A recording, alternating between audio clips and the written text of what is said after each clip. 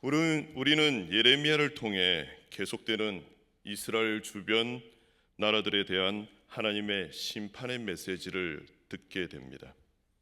어떻게 보면 오늘 이 시대 우리 가운데서도 주어지는 하나님의 메시지라고 여겨집니다. 계속해서 예레미야 선지자를 통해서 나누었던 것처럼 이스라엘을 둘러싸고 있는 남유다를 둘러싸고 있는 많은 나라들, 애굽, 블레셋, 모압, 암몬, 또 에돔, 그런 나라들에 대한 하나님의 심판은 그냥 내리는 심판이 아니라 그들의 삶에 대한, 또 하나님의 백성에 대한 하나님의 마음이라고 볼 수 있습니다. 오늘 본문 말씀에도 다메섹, 게달, 하솔, 그리고 엘람이란 나라들이 나오는데요, 이 역시 남유다를 둘러싸고 있는 주변 나라이며 하나님의 심판을 받게 됩니다. 그 첫 번째로 오늘 본문 23절에서 27절에 다메섹에 대한 하나님의 심판의 메시지가 나오는데요, 다메섹은 우리에게 굉장히 익숙한 그런 도시이지요. 아람 왕국의 수도이며 그들은 시리아의 수도 다마스커스를 말하고 있습니다. 우리가 잘 아는 사도 바울이 예수님을 만나고 회심하게 된 그곳입니다. 다메섹은 그 지역 자체가 사막의 오아시스라고 할 만큼 굉장히 부유하고 또 비옥한 곳이었습니다. 교통의 요충지였으며 사람들이 살기 좋은 아름다운 성읍이 있고 또 군사적으로 굉장히 중요한 곳이라고 합니다. 본문 25절 말씀을 보면 찬송의 성읍, 나의 즐거운 성읍이라고 표현합니다. 그런데 이 살기 좋은 성읍에 흉한 소식이 전해지기 시작합니다.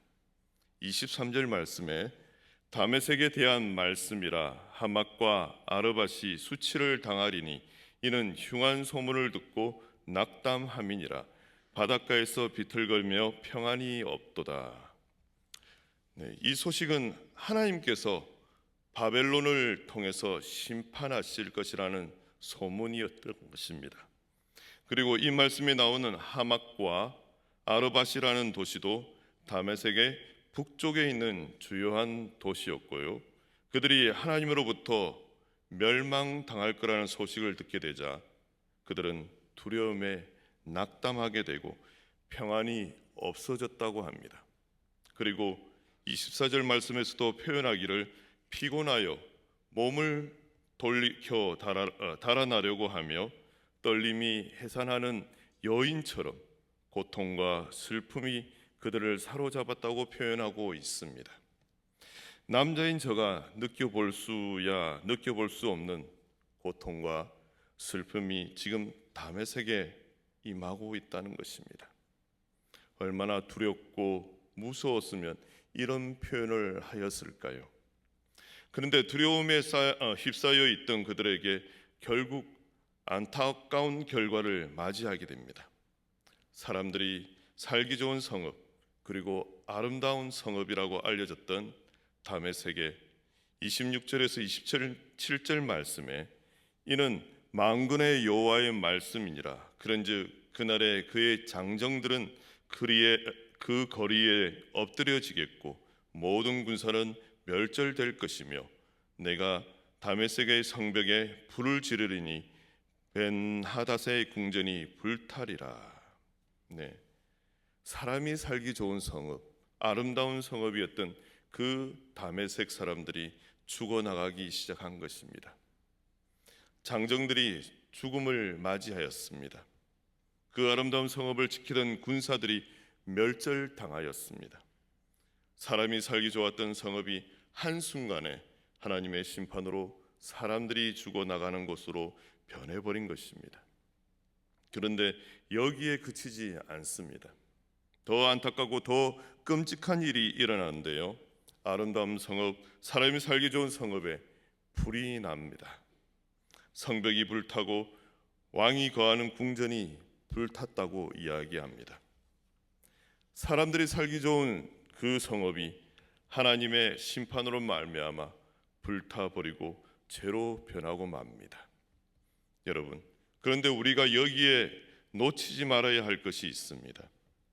그것은 바로 이 일을 이루어 가시는 분이 누구신가 하는 것입니다. 조금 전에 읽었던 27절 말씀에 내가 다메섹의 성벽에 불을 지르니 베나다스의 궁전이 불타리라 말합니다. 여기서 내가는 하나님을 가리킵니다. 이 일을 하신 분은 하나님이십니다. 아름다운 성읍, 살기 좋은 성읍을 심판하신 분은 하나님이시라는 것을 오늘 본문은 분명하게 말씀해 주고 있는 것입니다.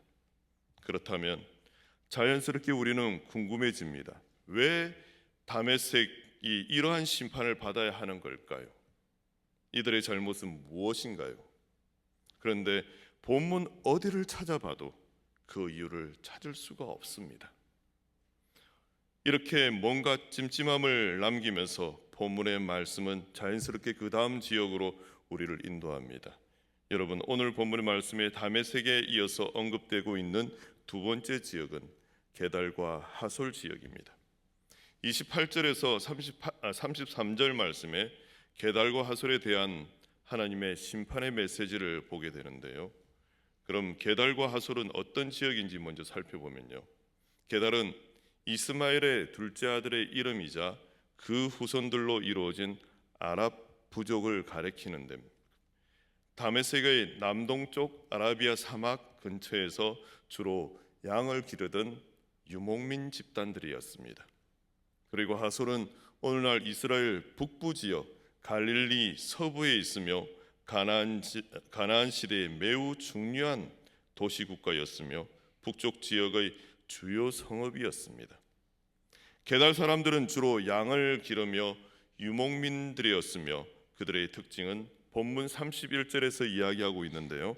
31절에 여호와의 말씀이니라 너는 일어나 고요하고도 평안히 사는 백성 곧 성문이나 문빗장이 없이 홀로 사는 국민을 치라 함이라. 그들은 유목민들이었습니다. 고요하고도 평안히 사는 백성들로 묘사가 되고 있는데요. 여러분, 사막과 같은 드넓은 그 지역에서 가축을 풀어 놓으며 자유롭게 지내고 있는 사람들의 모습을 한번 떠올려 보시기 바랍니다. 고요하고 평안히 살고 있는 사람들입니다. 평화로운 느낌을 우리에게 물씬 풍기는 사람들이 바로 게달 지역 사람들이었습니다. 그리고 그들은 유목민들이었기 때문에 한 군데 정착할 이유가 없었습니다. 한 군데 정착해서 그곳을 보호하고 지킬 의무가 없었기에 가까운 사람들과 함께 지내며 성문이나 문빗장을 만들어서 누구의 출입을 제한한다는 일도 없었습니다. 평화롭고 고요함과 조금은 끈끈하고 자유로운 모습을 우리에게 보여줍니다. 그런데 이들에게도 하나님의 심판이 임합니다. 하나님께서는 바벨론을 통해서 게달과 하솔이 누리고 있었던 모든 것을 빼앗아 가십니다. 장막과 양떼를 빼앗으며 휘장과 모든 기구와 낙타를 빼앗아 가고 그들이 살고 있던 곳에서 사방으로 흩어져 버리게 하십니다. 그리고 우리에게 굉장히 평화로운 느낌을 선사해 주었던 게달 지역이 하나님의 심판으로 말미암아 한순간에 완전히 다른 곳으로 뒤바뀌게 됩니다. 그리고 하솔 지역 또한 어떠한 모습으로 뒤바뀌었는지 우리 33절 말씀을 한번 보도록 하겠습니다. 하솔은 큰 뱀의 거처가 되어 영원히 황폐하리니 거기 사는 사람이나 그 가운데에 머물러 사는 사람이 아무도 없게 되리라 하시니라. 여러분, 다들 어떻게 변했나요? 평화로운 분위기인 서로를 신뢰하며 자유롭게 살았던 곳인 게달과 하솔이 황폐한 곳으로 변했다는 것입니다. 큰 뱀의 거처가 되어 영원히 황폐하여 거기 사는 사람이나 그 가운데에 머물러 사는 사람이 아무도 없게 되었다고 합니다. 다시는 사람이 살지 않는 곳이 되었다고 말씀하고 있습니다. 그런데 우리는 다시 한번 확인해야 합니다. 이 일을 누가 이루어 가고 계십니까? 바로 하나님이십니다. 하나님께서 이 일을 이루어 가고 계십니다. 그런데 다메섹에서와 마찬가지로 본문 어디를 봐도 게달과 하솔이 왜 이러한 하나님의 심판을 받는지 그 이유를 찾을 수가 없습니다. 그리고 본문의 말씀은 우리를 마지막 지역으로 또 인도하고 있는데요. 오늘 본문의 말씀에 다메섹에 이어서 게달과 하솔 지역, 그리고 마지막으로 엘람 지역입니다.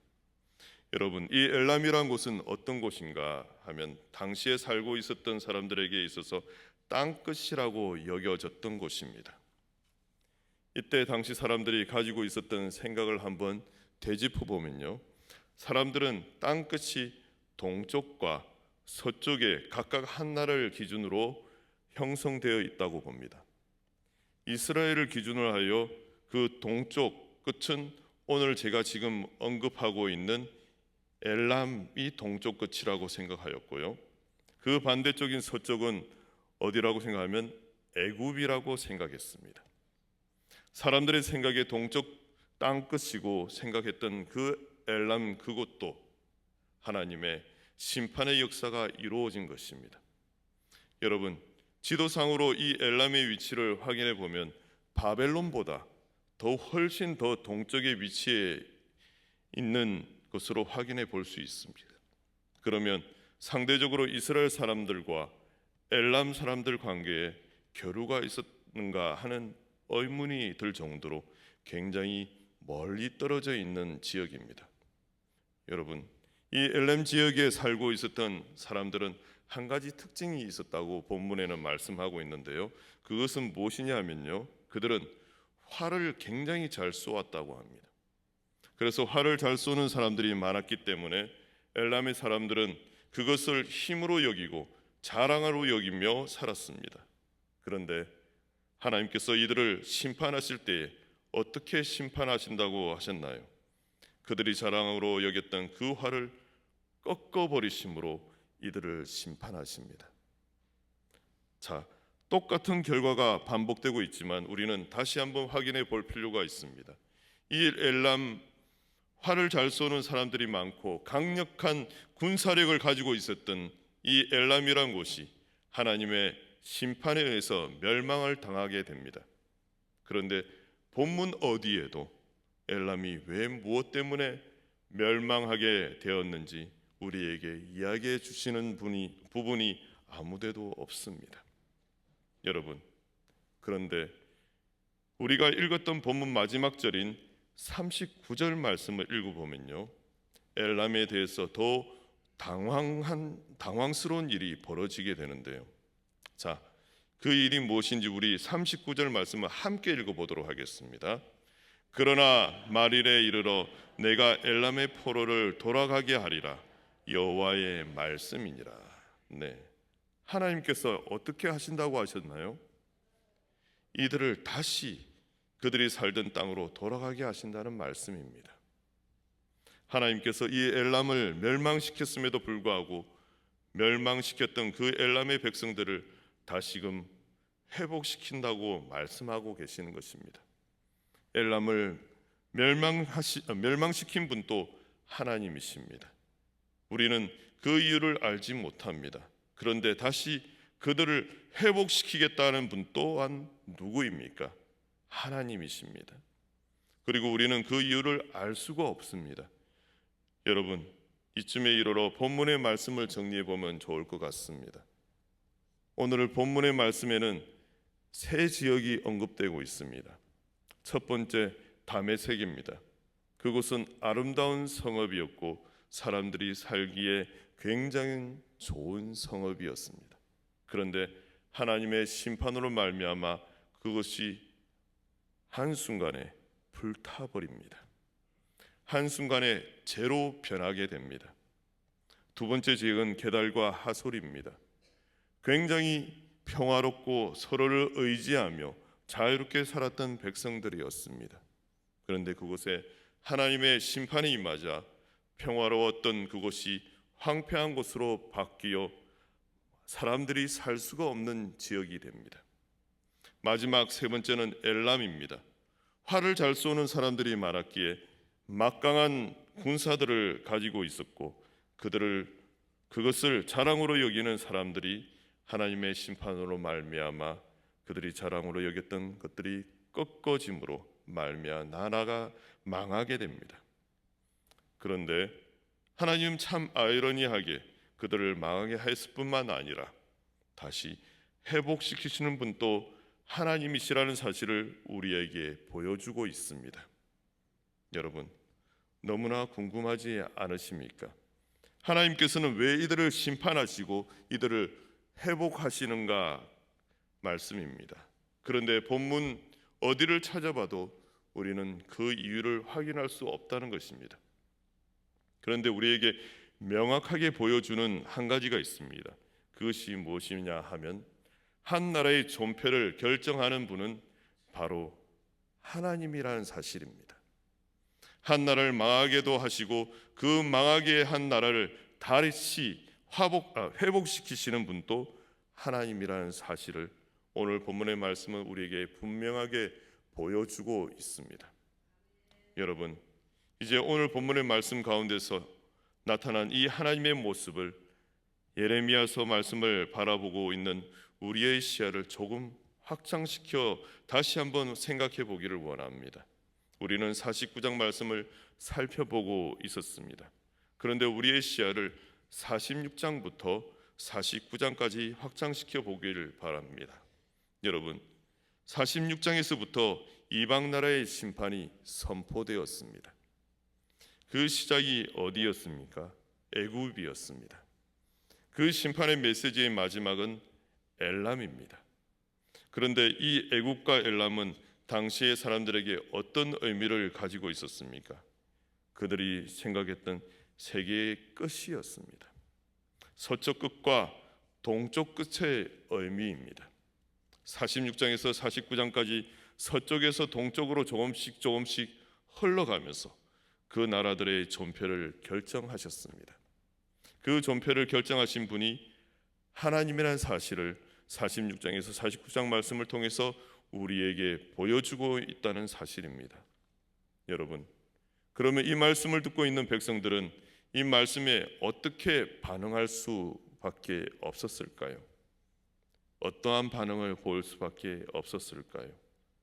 하나님께서는 그들을 살고 있는 나라의 존폐를 결정하시는 분입니다. 그리고 이 말은 그들의 생명을 주관하고 다스리시는 분도 하나님이시라는 것입니다. 자신의 생명을 주관하고 다스리시는 하나님, 나뿐만 아니라 내가 생각하고 있는 모든 사람들의 생명을 주관하시고 다스리시는 분이 하나님이시라고 한다면 그 하나님 앞에 그들은 어떠한 모습으로 반응할 수밖에 없었을까요? 주관자이신 하나님께 겸손한 모습으로 반응할 수밖에 없었을 것입니다. 이들에게 있어서 왜 그들이 멸망당하고 왜 그들이 살아야 하는지는 2차적인 문제였습니다. 이들에게 처한 급박한 문제는 내가 사느냐 죽느냐였습니다. 그것이 누구에게 달려 있습니까? 하나님께 달려 있었고 예레미야서의 말씀을 통해서 우리에게 말씀해 주고 있는 것입니다. 이 말씀을 듣고 있는 백성들에게 말씀해 주시는 것입니다. 왜 하나님께서 그들을 멸망시키시는가? 왜 하나님께서 그들을 회복시키시는가? 그것은 하나님께 달려 있는 문제입니다. 여러분, 이 말씀 속에 나타나고 있는 이 하나님이 저와 여러분이 살아가고 있는 이 시대 가운데 우리와 함께 하시고 우리가 아빠 아버지라고 부르짖는 하나님이라는 사실을 믿으시기를 바랍니다. 여러분, 어제 우리에게 고난잠을 주시고 그리고 다시 일어나서 이 자리에 앉아서 하나님의 말씀을 들을 수 있는 이 시간과 생명을 허락해 주신 분도 하나님이심을 믿으시기를 바랍니다. 그 하나님 앞에 우리는 겸손하게 나아가야 할 것입니다. 우리의 생사를 주관하시며 한 나라뿐만 아니라 우주 만물을 지금 또 주관하시는 왕이신 우리 하나님을 찬양하며 영광을 돌리며 믿고 의지하는 저와 여러분이 되시기를 주님의 이름으로 축원합니다.